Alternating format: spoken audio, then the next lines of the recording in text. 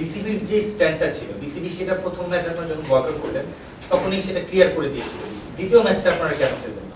আমাদের সাথে ওই সময় প্রপার কমিউনিকেশন হয় নাই। আমরা প্রতিনিয়ত বোর্ডের সঙ্গে যোগাযোগ করার চেষ্টা করেছি। যখন আমরা মিঠু ভাইকে ওই সময় আমরা ফোন করেও বলেছি আমরা হোটেলে ওয়েট করছি, আপনি আসেন, আমরা প্লেয়াররা আপনাদের সাথে কথা বলবো। তখনও উনি বোর্ডের বিভিন্ন ইস্যুতে আটকে গেছেন, উনি আসতে পারেননি। ওই সময় আমাদের এমন কোনো জায়গায় পৌঁছাতে পারিনি যেটার কারণে আমরা দ্বিতীয় ম্যাচে যেতে পারি। আমি একটু ক্লিয়ার করে দিই। জিনিসটা হচ্ছে কি, আমরা কিন্তু কালকে রাতের থেকে, যখন জানেন যেটা গতকাল বিকাল থেকে শুরু হয়েছে ঘটনাটা, তারপরেও কিন্তু কালকে রাত্রে আমরা কিন্তু ওদের সাথে রাত্রে 2টা পর্যন্ত আলাপ করেছি। আমি পার্সোনালি দুঃখিত, বিকজ আমিও কিন্তু একটা ক্রিকেটার, বুলবুল ভাইও কিন্তু একটা ক্রিকেটার, এটা কিন্তু আমাদেরও অপমান করা হয়েছে। তো জিনিসটা হয়েছে যে এটা তো আমি গভর্নিং কাউন্সিল একা ডিসিশন নিতে পারিনি।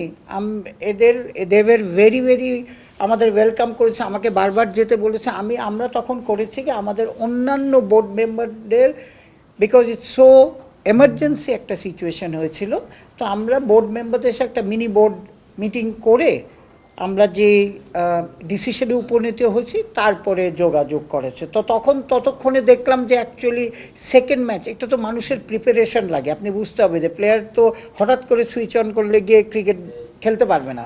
তো সেই জন্যে সবাই আলাপ করে, আমি টেকনিক্যাল কমিটির সাথে আলাপ করে আজকের ম্যাচটা পিছিয়ে দেওয়া হয়েছে। কনস্টিটিউশনে আছে যে আমরা একটা কমিটি ফর্ম করে রাখবো, যেটা আমাদের অলরেডি করা আছে, এবং তাকে 48 ঘন্টায় কারণ দর্শানো নোটিশ দিতে হবে।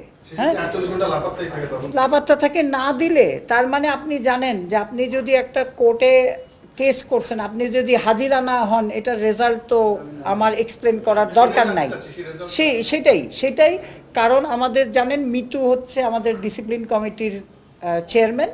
সো আমি তাদের সাথেও কথা বলছি, or by the books we go, if he doesn't reply তাহলে এটার কনসিকুয়েন্স তো ওনাকে হ্যাঁ রিপ্লাই দেন, উনি রিপ্লাই দিলেন, এর মধ্যে উনি রিপ্লাই দিলেন, ফার্দার কি হবে? মানে ওইটার প্রসেস আছে ওনার, তো আমরা সবাই জানি। আজকে যদি আমাকে পার্সোনালি আপনি গভর্নিং কাউন্সিল হিসাবে না কোয়েশ্চেন করেন, আপনি যদি আমাকে একটা প্লেয়ার হিসাবে কোয়েশ্চেন করেন, আমি তো বলবো যে উনি একটা বিরাট মিস্টেক করেছেন।